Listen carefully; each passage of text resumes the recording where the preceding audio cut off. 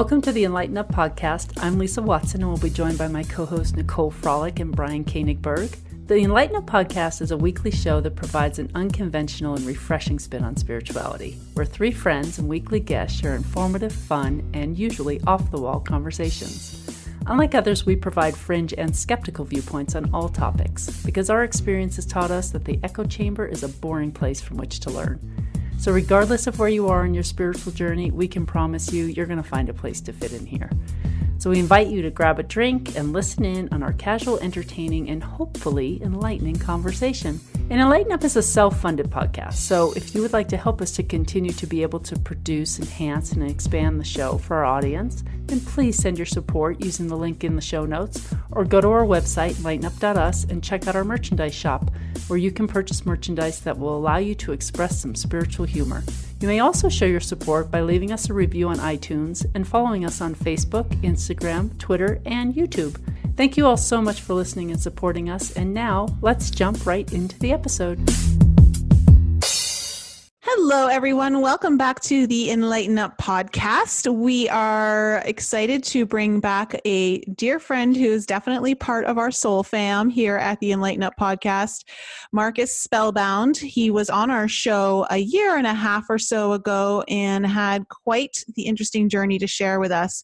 Today, he's going to let us know what has transpired since he was last on the podcast and give us an update of everything that's been going on his journey. There's been a lot of growth. Marcus, welcome back. How are you doing today? Hi, I'm good. Yeah, thanks for having me back on. Good to have you. Lisa. Yeah, welcome. I'm excited to have you. Yeah. So Marcus, we actually got to meet in person on the Waves of Light cruise, all of us. Yes. Mm-hmm. That was really special. Fun. Yeah, that was really nice. So thank you so much for coming back on, because your journey is a very special one. And it's also really nice to have you on the show to share your truth. I think one of the things that, this podcast has done for all three of us is strengthen our voice in sharing our authentic selves. And you coming on the show is an opportunity for you to do that for everyone out there. Right. Yeah, and I totally agree with that. Previously I was a guest last February, and I told myself I would never speak publicly again. I'm glad it was such a great experience for you. Well, I had so much, for how much shame I had for myself and how low I could view myself. But since then, I'm much more confident in the person I am today. And like you, I agree, it's important to speak my truth. And so for the listeners, if you want to listen to Marcus's episode, it was in February of 2018, not this year. So Marcus, what was it like for you after you aired that episode? What was the reception with friends and family? Well, my family was really supportive. My friends as well, even though they're not into these sorts of subjects, they were very supportive of me. And I can just do a small recap for people that haven't listened to the last episode. Yeah, go ahead. So I was born and raised in a New Age group, doing channeling and all sorts of practices before I reached grade 1. And there were many experiences like me and my family had throughout our entire life. And and like I was saying, it's difficult to bring up these subjects or spirituality to my close circle of friends. And it wasn't until my mid-20s that I became a spiritual Christian, and then had many types of different experiences. And I just wanted to touch on this part quickly, though, because most people listening might have had the opposite background. And when I call myself a spiritual Christian, I never went to church. It's more of a one-on-one relationship. And I don't think people can interpret the Bible with like a human mind. You have to replace yourself and your humanity with God's mind, emotion, and will. And so my take is different because I think there's so much more to life from my past experiences. So mostly I take whatever works for me. like an amalgamation of things, and I'm still learning and open to many ideas and possibilities. And but back to the recap, I suffered from extreme depression and self-hatred. It was so bad that I attempted suicide and had a divine intervention right after all my experiences and connection to any of the spiritual world was taken away. I also used to dream every single night as a child, and that was taken away as well. And so I felt lost, and this continued for a few years. And then later we became friends, and you had me on the podcast. And then right after, Nicole, you stepped into the role of being my mentor and life coach. And that's where I left off from the last time I was on. Yeah, we've been working together ever since, just kind of helping you kind of guide through your emotions and what you've been feeling, and a lot of the triggers and programming that's been coming up for you. Right. So what was coming up for you immediately after the podcast aired? Well, the first thing is, even to this day, even though I say like I'm more confident in the person I am today, I am, but I still haven't gone back to listen to it myself. But I think I'll get over that. I'll get over that part soon. It's just this thing I have, but I don't think any of us enjoyed listening to ourselves when we first started airing the podcast. I'm the same way. I don't like to listen to myself. I haven't even listened to a single episode. Except for when I have it on speaker and I'm playing it. And he says, "Who is that?" I'm like, "That's you." And he goes, "Oh my gosh, that's how I sound?" Yeah, that's the way I feel. But I think everyone does, like when you first hear your voice recorded. Yeah, it's definitely universal. Mm-hmm. So, but that's not why you didn't want to listen to the episode, I take it, not because you were self-conscious about how you sounded. Yeah, that was a portion of it, but the other part was, I exposed a lot about myself, and I don't know, I wasn't in a very good state at that time. And so I just, I put it out there for my friends and family. They know a lot about myself in that way, but I don't know, it just felt weird to speak publicly about it, but I don't feel shame for it anymore. So I just think it's part of my journey now. You know, when I've gone through periods in my life where I've like journaled, and I end up throwing away all these journals and stuff if I go back and read them, because I'm like, I've moved past that. I'm not that person anymore. And it's even hard to read. I'm like, I read it and I'm like, this is just crazy. Like, what was going on in my mind then? And I just will throw it away. Oh my God. But going through the process is what gets you to that point of change, right? Oh yeah. Exactly. Yeah. But I've had the same experience, Lisa, where I've read back on some of my journals and I'm thinking, holy crap, how did anyone date me? I was cray-cray. Journal. He's so dreamy. That's how I imagine Nicole's journal. Maybe at 12. But so take us to your Waves of Light experience when you were coming on the cruise and how that was for you. It was really nice. It was difficult to put myself out there, and I had to step out of my comfort zone, but it was well worth it. Like I met like-minded people. I was drawn to the ones who were more accepting of me. Also meeting all of you guys in person and getting to know our friend Jeremy. And I had a great one-on-one with Brian actually, and learned from him. Ooh. Smoking cigars. Yeah, drinking whiskey and smoking cigars. It's when the best stuff comes out. And so, we went to Tulum and visited the pyramids. And so the trip was a very amazing experience. What was, when you said that you were hanging out with people who accepted you, talk about that a little bit. Who, like, you don't have to say who you weren't feeling accepted by, but what was some of the feelings you were experiencing with those who you didn't feel accepted by? Well, I am a little bit of an outsider, even amongst my peers. I think differently sometimes. People don't know how to read me. And so sometimes I can be very shy until people are willing to kind of let me in. So some people were very, nice to me and very open, and I could engage in a lot of discussion and dialogue and felt comfortable. Mm-hmm. And so, yeah, everyone was there for their own reason, their personal growth and their own journey. So, yeah, I felt drawn to some people that, were more open to me and were willing to give me a chance.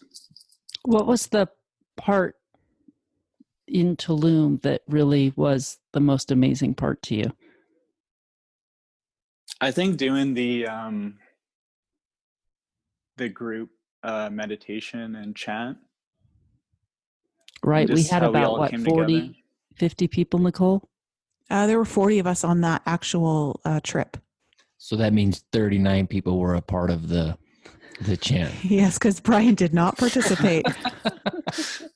He received a cross most. Yeah, But we I also wasn't, did a circle. Yeah, somebody had hands. to take pictures of you so you could show people, hey, we actually did this. So, I had to sacrifice. Thank you, Brian. You're so kind.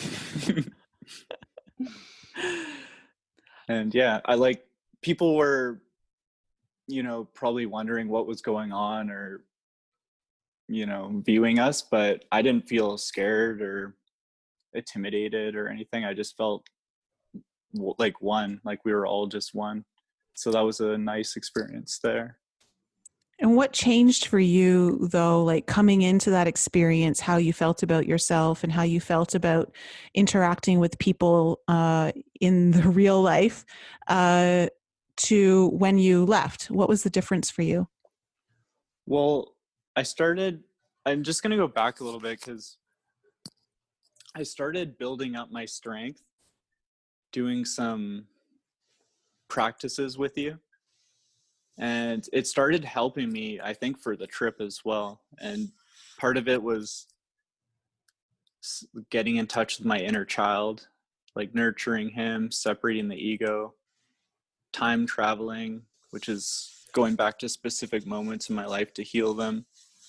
And probably my favorite is automatic writing. And I've always known about it as a child, but thought I wasn't capable. But the way you described it made it possible for anyone to do. And so I felt like I was already becoming kind of stepping more into myself and having more confidence and building myself up. And then the Waves of Light trip, it was just a total different experience. Like I've never traveled kind of out there on my own. So it was nice to throw myself out there and see what happens. And so yeah, we went to the Waves of Light, and then coming back, I wanted to be more open and honest about myself without fear. And so the odd person in my life knew that I was a Trump supporter, but but I wanted to free myself from feeling shame for it. So I basically became a conservative right after Obama's first election, because I was a big Obama supporter. And then when I found out, nothing really changed between him and Bush, it made me flip around. And so my dad knew, my brother knew, some friends knew, but I really wanted to kind of free myself from this, and especially because Trump is so divisive. So I spoke to some family and friends who didn't know while I was staying with some family members in Toronto after the Waves of Light trip. And some of them were supportive, and they said they kind of felt that way, and they felt like they'll still support me no matter what. But when I got back home from British Columbia, or back home to British Columbia, the reaction of some friends was harsh. They kept calling me a Nazi and racist and like all sorts of things. And then they got other people in our circle to team up against me and basically excommunicated me. From the And group? yeah. And so I thought these friends knew the type of person I am. And I know this is top clearance information, but I'm half brown. I'm half Hungarian and East Indian. And well, I have some Pennsylvanian Dutch, which is German, but that does not make me a Nazi. And so I don't know, I kept getting called these names, and I know it was very heated at the time because coming back from the trip, the Covington kids incident just happened. Okay. And so there was like a huge outrage of people and celebrities wanting to hurt these kids that wore the Trump hats. And so these personal attacks caused tremendous heartache. I lost friends. I was scared and didn't know what to do. It's this idea of, it's coming out and just being your authentic self right now is hard when you want to express different ideas or ways of perceiving the world or perceiving certain situations, and to then be labeled and grouped into certain things that a lot of the media has propagated into the minds of people to associate things with. So it's a very traumatic thing to go through. I don't think a lot of people realize it when you're just trying to express a different opinion or a different way of looking at something. And despite knowing you almost probably your entire life and the kind of person you are, knowing you're not a racist, you're probably one of the most loving and sweetest and gentle souls I've ever met. To put that on you just because of a political belief it's very traumatic. It's really hard to take on. I went through the same thing on Facebook when I wasn't even a Trump supporter. I was a nothing supporter. I was just like, oh, wow, it's just when he was being inaugurated, I was like, wow, there's just a lot of hatred being thrown at this person. And when from an energetic standpoint, I knew that, if you continue to create more energy of hatred towards something, it's never going to solve anything. It's just going to create more of that. And my post was more in line of like, maybe we should send something more positive type energy and hope and pray that this man does something good with it, and I got completely attacked on Facebook as well. And it hurt me deeply. I remember crying. My girlfriend, roommate at the time, like she was trying to hug me. And I just didn't understand why people were treating me so horribly. People who I'd known for tens of years, family members defriending me on Facebook, friends who I thought were my family telling me suggesting I had a mental disorder. It's extremely disheartening and eye-opening to what happens when you challenge those kind of ideas. So it can be very hurtful. It's a really great first step into, coming out, no matter what it is. What it could be your sexual affiliation or your political affiliation, but just saying, this is just who I am, and how difficult that can be. But how great it takes bravery. And I think once you get past that, I bet now, Marcus, it's like everything else seems more like downhill from there, right? Yeah. It was liberating for you. You were telling me. Yeah, it was. And well, I guess at first I wasn't used to the attacks. And so that night when they all turned on me and called me these names, I kind of like you, NICOLE, I was very emotional.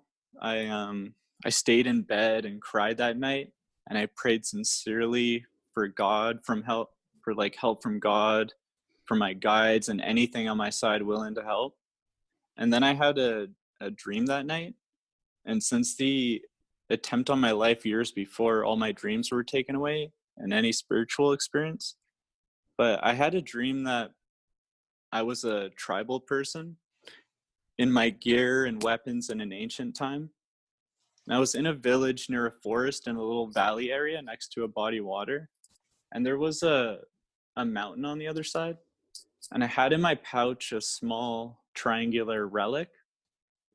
And all of a sudden, our village became attacked by this other group of people and these beastly dogs. And for some reason, I knew that they were looking for the object that I had. And these people, like all the people in my village, kept getting slaughtered. I was fighting back. And anytime I made the wrong move, went the wrong direction, or died, it started from the beginning. And it happened over and over until finally I figured out I had to fight my way to the water and then swim to the other side to reach the mountain. And so waking up the next day, I asked Lisa for a light language reading, which gets translated by our friend Dee. And I didn't explain anything because I wanted whatever comes up to be raw and not influenced.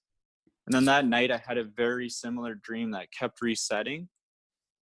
And I received the light language email in the morning and was amazed because it was about me being part of an ancient tribe of a group that was almost like a version of the Navy SEALs who'd be sent on missions, describe my surroundings. And I don't know how the light language works, but the readings from Lisa are powerful. Well, Dee really taps into my light language, and she's always spot on, I'll tell you. Yeah, some of the readings that the light language that Lisa's done for me, and then the readings that come through with Dee attached are just extremely, like, you can't even make this stuff up. Like, it's so spot on. And then of course Lisa's light language also is very heart opening and can stimulate a lot of emotional and even physical responses from listening to it. Yeah, so that was very eye-opening for me, and because I started dreaming again as well. And I felt when I attempted suicide, how all my spiritual experiences were taken away, all my dreams. I thought it was because for some reason I thought I did something wrong, but I realized later, I think you mentioned it in the last podcast, but it was just time that I needed a break from everything. Yeah. So that I could take care of myself. And so you hadn't been dreaming at all until you finally came out and then was attacked for it? Yeah, it took me coming out as a Trump supporter. For your dreams to come back? Oh, it's so funny. Just standing in your truth, you know? Mm-hmm. Like, regardless of what it is, it's just like you were brave. You faced your fears. Mm-hmm. And you stood tall and you just expressed yourself in the way that was very authentic to you. Mm-hmm. And then on the third night, while I'm back home at British Columbia, the third night, maybe around 3 a.m., I had my first out-of-body experience. And I stepped out of my body and I saw myself there. And I could hear what the radio was playing in real time. And for some reason, I thought I was just going to the washroom. So I started walking towards the washroom. But I noticed that the halls were much longer and deeper and black. And it went into this almost black pit area that I couldn't see. So I was really scared, and I had jumped back into my body and woke myself up. And so that was the first time, and probably only time I've ever had an out-of-body experience. And then later I went back to sleep, and I dreamt I was at some sort of beach house with NICOLE, and the living room had sand in it. And she told me that she'll be right back and went upstairs. And she brought down in her hands these huge ancient pages, separated in two piles, one bigger than the other. And the pages were on fire and burned very slowly and gently without being consumed. And she put one of them on a small wooden table and one of them beside the other one on a wooden chair. And I took out my camera because I wanted to take a picture, but all I could see was the wooden table and the chair, and I realized I was in a dream. So after I woke up, and I didn't go back to sleep because it was a lot to take in. And our friend Dee says it's my life books being put together. And ever since, every single night I've been dreaming. And so, yeah, I don't know. After that trip, after Waves of Light, I've been dreaming every single night.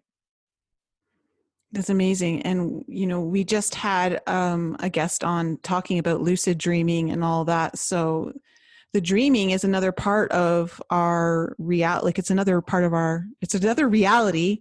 Our consciousness is playing, basically living and experiencing, doing all that. It's just when we're dreaming, a lot of times we're not completely conscious unless we're lucid dreaming and bringing in that consciousness. So it's beautiful that you're kind of experiencing that ability to have that part brought back into your life. Right. And it's interesting because more recently, I've had a dream of people that passed on, and then I've had an experience when it wasn't a dream. And it's what's the date today? October 17th. It was September 27th. I was staying with some family near the Portland area. And I've never been to that house before. It was my uncle and his son's house. And I was sleeping on their couch, and it was nighttime. And so I was going to bed. And this was a dream, but it was interesting because there was all these people surrounding me that I've never seen before, like of all generations, men, women, children. And they kept telling me we were here before. And they just kept repeating this message. And then they started having a conversation, but they wanted me to be involved in the conversation. So they kept trying to wake me up, and so they would grab my legs, put them on their lap. They kept turning me over. They grabbed my arms and just kept pulling me over and trying to get me to engage in the conversation. But I was just too tired, and I kept looking at them and then just turning over and trying to go back to sleep. And I didn't think too much of it. I didn't speak to my family members about it because I don't know what these ones feel about these types of subjects. But just the night before, or actually like in the morning, yesterday morning, it was 6 a.m. and I started feeling this almost something kind of bouncing from top to the bottom of my bed right beside me, just kept jumping up and down. And I looked, and it was a little child, and he grabbed my hand, and he could barely reach his little fingers around my hand, but for some reason he showed like great strength and could lift my entire hand up. And then he looked at me, and I could see all the details of his shirt. I could see his hair, but for some reason the details of the face were very unclear. It was almost dark. And this one, I was a little bit scared. I didn't know what to do because I was awake at the time. And I threw my hand out, and I tried to go back. He disappeared, and I tried to go back to sleep, but I was just tossing and turning the entire night. And my mom is a medium, so I'm wondering if something is opening up in me that could be linked to her. Linked to your mom? Yeah. I don't know if it's linked to your mom, but your mediumship is turning on. So you're going to be communicating more and more with those who've passed on. I used to be a large, and after working with Nicole, now I'm a medium. You're such a jerk. I thought he was going to say, I talk to dead people. I know. We knew it was one of those. We apologize, Marcus. No, that's fine. But yeah, you've been opening up so much ever since you've really kind of stepped into your own truth and honored like who you are and your own belief systems, and giving yourself a voice, that you've been doing a lot of work. I mean, Lisa and I can vouch for it. You've been doing a lot of self-healing, self-work. You've been meditating a lot. You've been going into a lot of the old programs and rewriting over them through affirmations and visualizations. So it's no surprise to me that more of your intuitive gifts are coming online right now for you. Yes, I feel this one thing that happened to me, I feel was almost like an initiation into all of it. It was a experience I had while I was awake in mid-July, and I'm not sure what to make of it, but it was nighttime and I went to my room to do a deep meditation. And when I meditate or pray, I put all my focus, energy, and emotion into it. So tears fell down my face, and I was praying, asking my guides for help. And in my room, there's a smoke alarm, and the moon shines very brightly through my curtain, so I can clearly see everything in my room. And as I opened my eyes, were these thick pattern lines coming from each side of my face and meeting to a point in the middle. And centered in the middle was this pulsating light. And all of a sudden, the lines stopped and started waving towards me, almost like a fan. And then afterwards, I could see these silhouettes of all these tall beings around my room looking at me. They were tall enough that they were touching my ceiling. And then one of them came to the side of my bed and kneeled over me, watching me. And there wasn't a sense of fear, but I felt peaceful and calm. And I was able to shut my eyes and fall asleep. But ever since then, I noticed my spiritual experiences have been like heightened or enhanced. And I feel like I'm getting a connection more with the other world. Yeah. My take is that you're honoring your connection to your own self, which is allowing the connection to everything else around you to build stronger. Like you're doing so much work on the inside so that it has to start mirroring and appearing on the outside through your experiences.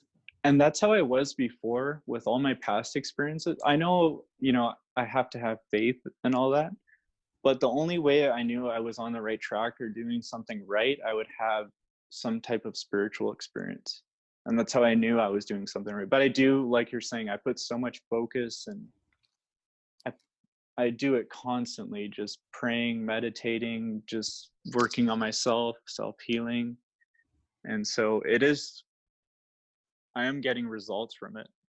I from all know the work I've done. I know one of the things you felt a lot is if you feel alone, do you feel like having these experiences, especially with these beings being in your room, do you, and realizing that now, and two, as a medium, being able to connect with people who've passed on, are you feeling less alone, or is that not really weighing in on anything for you?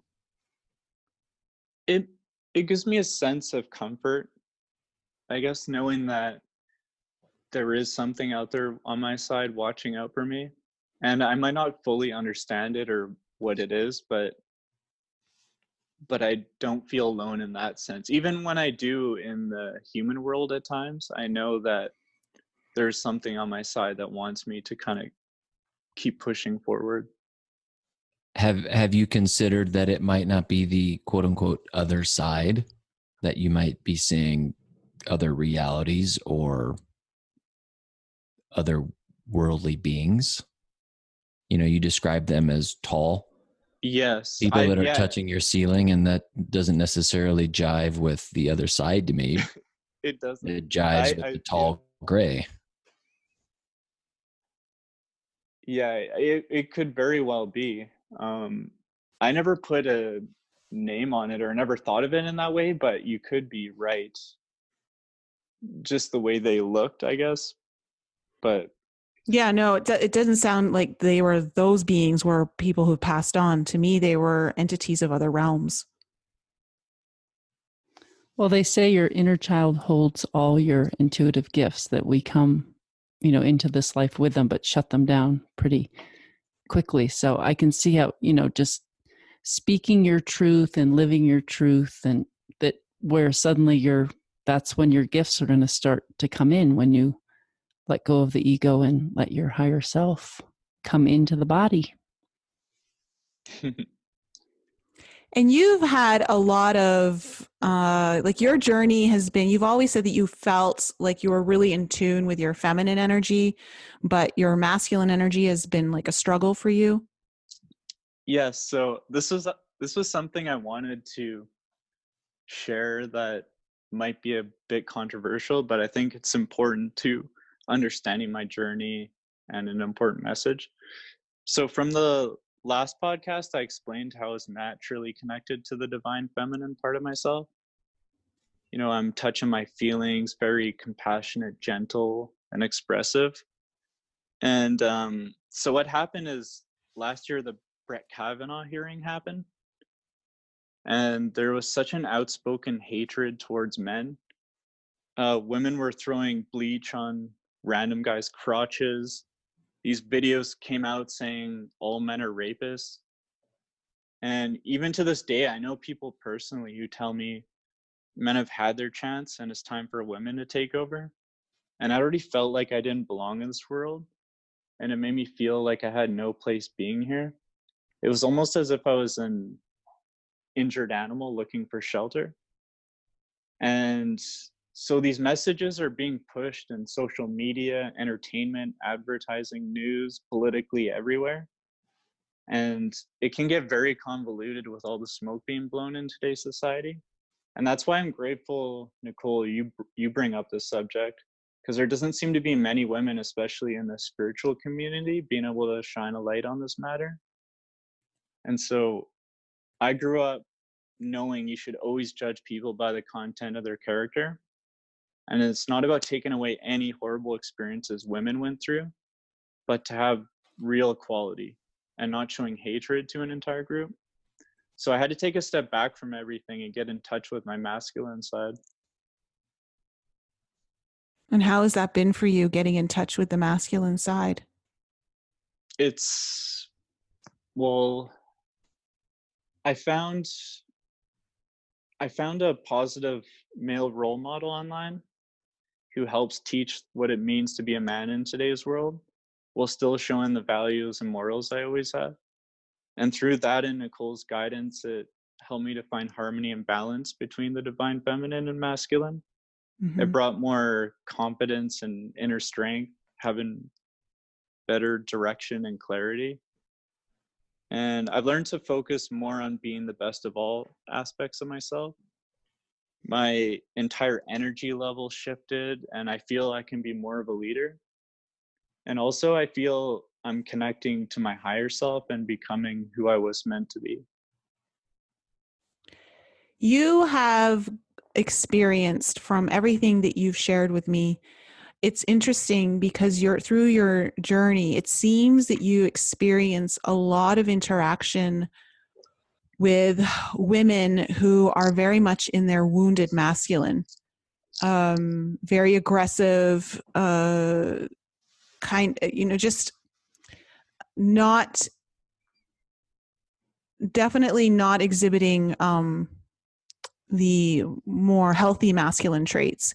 And it's interesting to hear your story and how, we all call in things to our lives for things that we're supposed to learn and force us to pay attention to more and all that.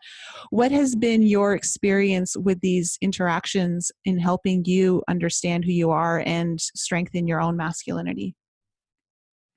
Well, at first, I would give value to the way they treated me or the way they would speak about me, even though I knew it wasn't true.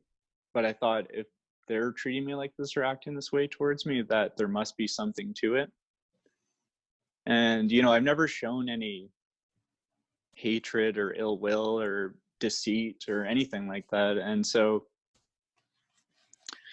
at first I was very much down on myself, but it helped me to learn that it's not them, or it's not me, it's them that was the issue. That I just had to give more value and thought of who I am and what I am.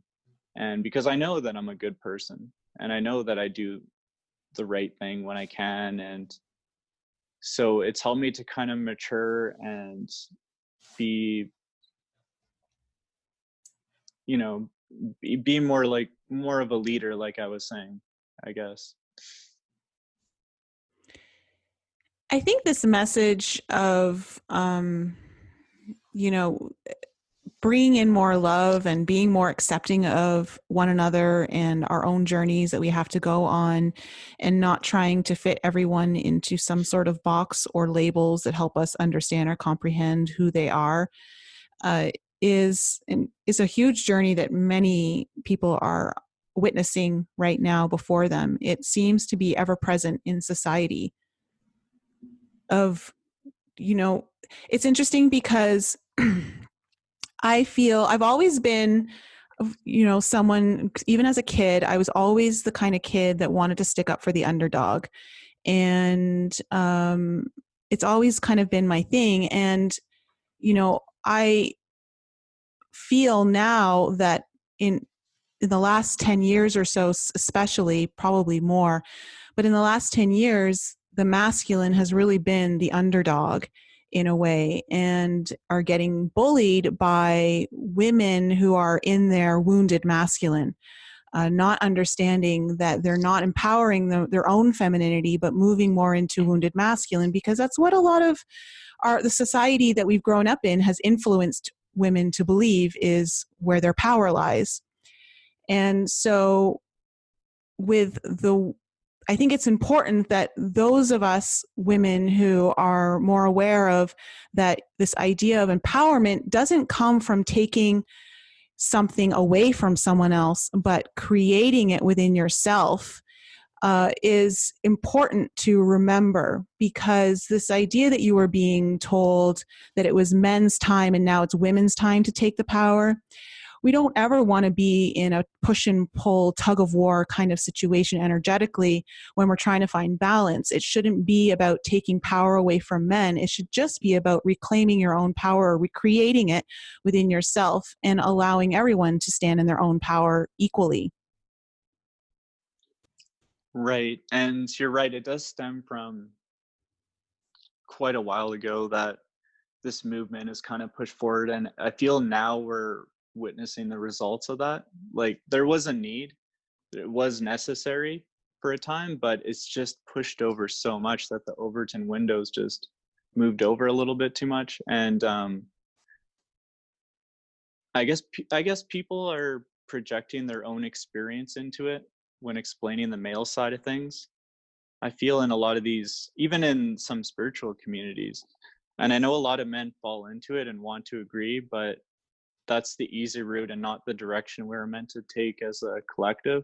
Mm-hmm. And we have to honor both sides. And that's the way I feel anyway. Do you feel like men in general are being represented in an in an honest and fair way from what you've been experiencing in your own life?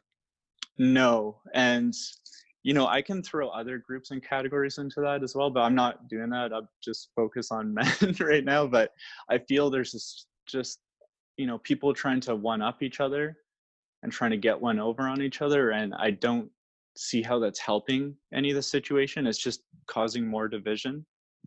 And so many people are using anger and intimidation to get their point across, forcing people through fear tactics. And my whole thing is, you have to be the best version of yourself you can be to make real change. And it spreads, and you have to lead by example, just as you have done for me. And showing love is a more powerful force that breaks all the barriers. And some of these activists have attacked me online for saying this, calling me everything from a milk chugger to Hitler's little helper. But but it's a sword I'm willing to fall on. But also have to keep in mind that everything that is in our reality is a projection of something that's inside of us. So if we're bringing these situations and these people into our world, we have to take responsibility for that. We have to be able to look at that and say, why am I bringing this into my world? What is it what is this teaching me? What is this showing me that's in myself that I need to look at? What shadow aspect of me is this showing me? And take responsibility for every aspect, and stop projecting onto everybody else. Right. I think what it's shown me and what it's taught me to be more connected with my masculine side, to know and to honor that side, because I see this online. Sometimes I don't say anything for the longest time. I would never stand up to anything or trying to share messages of trying to spread love and unity and stuff. I would never say anything. I would just watch people just attack. And but I notice that Nicole's courage has rubbed off on me, and she shows her strength and conviction to tell people the truth when dealing with them online. So it's influenced me to not be scared or hurt by social shame. And yeah, what I'm saying is, to me, is right and needs to be said, so that people wake up to their own hypocrisy and ask themselves, where is the love? And I'm not a defender. I'm not like a raw person, but I feel that if I don't say anything, then I'm not helping the situation. Well, That's you're just my using your personal voice. experience. You're Yeah. using your voice and you're speaking your truth. But if you're being attacked by people, or, you know, somebody is being attacked, you have to ask yourself, you know, maybe, where am I attacking myself? Like, what is this showing me about myself? And how can I look inside? Because the answers are never outside of us. They're always inside of us. And that's where we're going to gain the most traction in this, you know, road to enlightenment, is continually just looking inside and seeing, understanding that our life is truly just a mirror reflection. Sure, I think that's absolutely true. But I also think that these opportunities that come up where, you know, are exactly that. They're opportunities that perhaps some of the reasons why these attacks are happening. I think, Marcus, you've done a lot of growth through that, of understanding how you were so attacking on your own self, and these people who were attacking you throughout your life, especially even since you tried to commit suicide. It brought into your own awareness of how little you thought of yourself, and that mirroring effect was happening. But I also think it can also present as opportunities, like you said, to speak your truth and not shy away from it. And perhaps when you finally speak your truth and defend yourself in a loving way, not in a way that is accusatory or anything, but just to completely speak your truth in the most honest and authentic way, that could be the very thing that stops some of the attacking, because the lesson was there for you to start speaking up. Absolutely. It gives you that opportunity, but you just want to make sure that you're understanding and taking responsibility for the entire thing, and showing up with love for yourself, love for others, love for, you know, the whole situation, and how you're showing up to it. Mm-hmm. Mm-hmm. Yeah. And so Marcus has been like a really good example of, listening to your journey, Marcus, and helping you through all of the things that you've been facing, has really opened my eyes to the wounding in a lot of the feminine that's still there. It's interesting because, like, you were saying, Lisa, you don't call into your awareness what isn't, going on inside of you.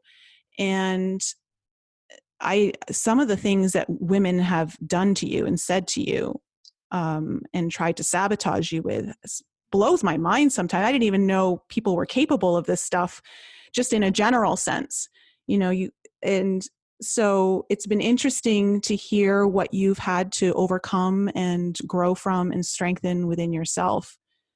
And it's a really good example of how we all have our own individual journeys, and we don't know what any of us is really going through when we try to understand, or not understand, I should say. But when we look at someone, for instance, when you get attacked and called all these names, no one knows what you're going through. No one knows your journey. And we always have to kind of step back and keep that in mind. I think I saw on Instagram the other day of this long line, and a small portion of it is like what people see on your journey, and then the whole rest of the line is what no one will ever see. And so to try to keep that in mind. Right. And I'm always trying to be aware of that when I'm dealing with people. That's why I'm not attacking them, because I feel if you just attack them, they're not going to receive it well. They're just going to defend themselves and want to react. So, and I know that everyone has their own journey and has been through their own hardships.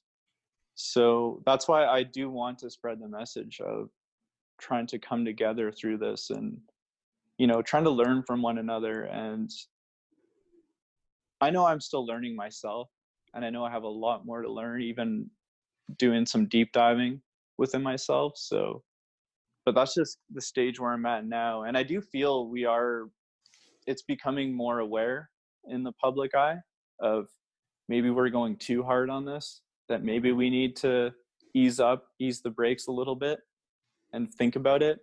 So I'm curious about kind of where the future will be for all of us and for myself too in my own journey. But I feel more confident in the person I am today. And I'm just happy to be where I am right now and wherever it leads.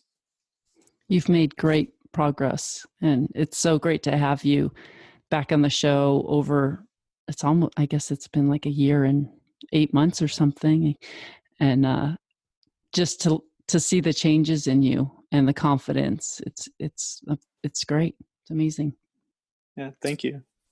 So what's present in your journey right now that is one of your biggest challenges? I guess for me, it's still finding a relationship.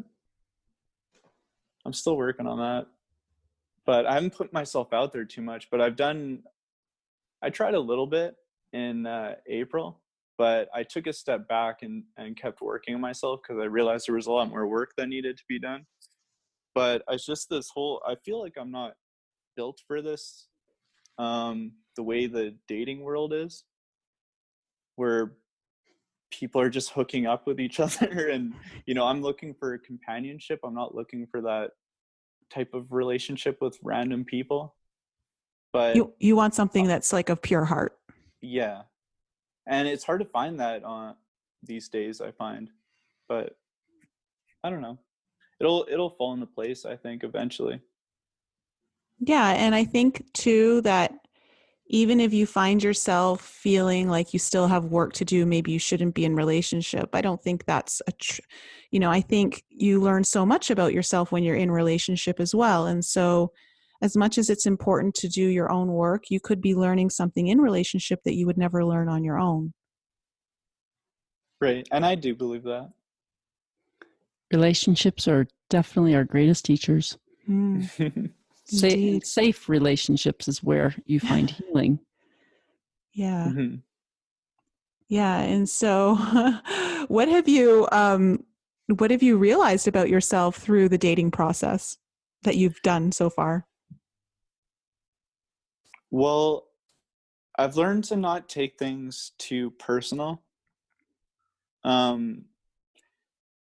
For example, if I'm saying something really nice and kind of going out of my way and just doing a genuine, nice message, sometimes it's received wrong and they think, oh, like, is that a copy and paste? And like this and that. So I'm still trying to be true to who I am. And I've gone out a few times, but I'm just, I guess I'm building that confidence. And I know even if I'm not meeting the right person that's for me, each person I meet, it's more of a test for myself to kind of move forward and see the type of person that I want to be with. So yeah, so it's kind of building a almost like a resume in a way, a little checklist. Putting into action everything you've learned. Mm-hmm. And then allowing that to show you what else is to be learned. Oh, dating. Don't worry. I hold the same thoughts as you. Dating is not what it used to be now that we're in the age of digital dating. No. There's such a disconnection. But I guess, that's just another hurdle for all of us to overcome, something to show us the disconnection we've created within ourselves. So it's all part of the plan. Again, it's that pendulum swinging, way off, just so that we can see. It's like it has to go all the way the other way so we can recognize it and see it, and then it can start coming back again. Yeah. Mm-hmm. Yeah. Do people even meet in public places anymore? Gosh. Seriously. I wouldn't know. I hope so. I hope people do. I met my wife in a public place. Yes. True. It's true. Yes. It is harder. It is harder. And I think too, like, it depending on your lifestyle, because for me, I'm very much a homebody and I work from home. And so if I'm not, like, at the very least making efforts to go to a coffee shop and work, or I could be at home a lot. And I've also realized, like, when I go out for drinks with you guys and our friends, I'm just so involved in, like, what's going on with us. I don't pay any attention to what's going on around us. Yeah, sure.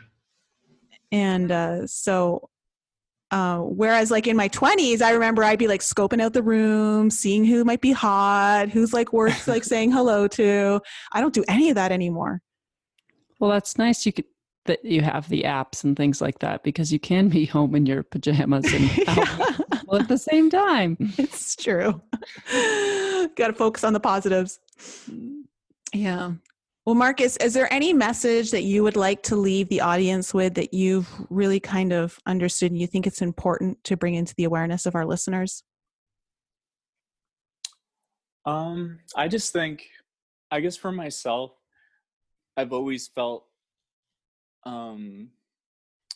people treated me a little bit differently, or they didn't know what to make of me. And, sometimes people can feel like an outsider. My close circle of friends who really get me, they'll do anything for me. They like love me to death. And, there's probably that odd person out there who feels that way. Maybe they're still trying to find themselves and find who they are. And I guess my message is just to not give up and just keep looking forward. And even if it's not good today, it doesn't mean it won't be good tomorrow. And you always have something to look forward to in life. Well said. Well said. And I think too, it's important for people to understand, I really believe that because you started creating that connection back to yourself, that you've been able to create, and you've been doing it in a very authentic and genuine way, like really putting a lot of value into that. You've been able to create more connections around you and expanding those connections, through when you went to the Waves of Light cruise and through some online connections and various groups, things like that. I think that's an example of you working on the connection to yourself. Mm-hmm. Yes, I believe that. So it does show up. Well, thanks so much, Marcus, for being on the show and being so courageous enough to share your story again and speak your truth. I know it's not easy, and just want to say thank you for having the courage to do that today. You're welcome. And we'll see what happens a couple of years from now where I am. And don't forget to listen to the episode. Yeah. This time I will. And go back and listen to that first one. Yes. And you'll be like, wow, I've grown so much. Yeah. That's a good point. No judgment. No judgment. You are very different from that first episode. The way you speak, everything. You're carrying a lot more confidence. I think it would be good for you to listen to that and hear yourself, because it will really ground into this reality for you, how much progress you've made. Okay. Yeah, we'll do that. Good. Thank you all for joining our show. We appreciate you tuning in and supporting us. If you have any questions you would like answered on the show, or any guests you would like to hear on our show, please email that information to us at info@enlightenup.us. And please follow us on Facebook, Instagram, Twitter, and YouTube. And if you're interested in contacting Nicole or myself for some coaching or any of the other services we provide, you can find out more about Nicole at inflexibleme.com, and my website is lisaloveslove.com. Thank you again for joining us and supporting our show, and we will be back with you all next week.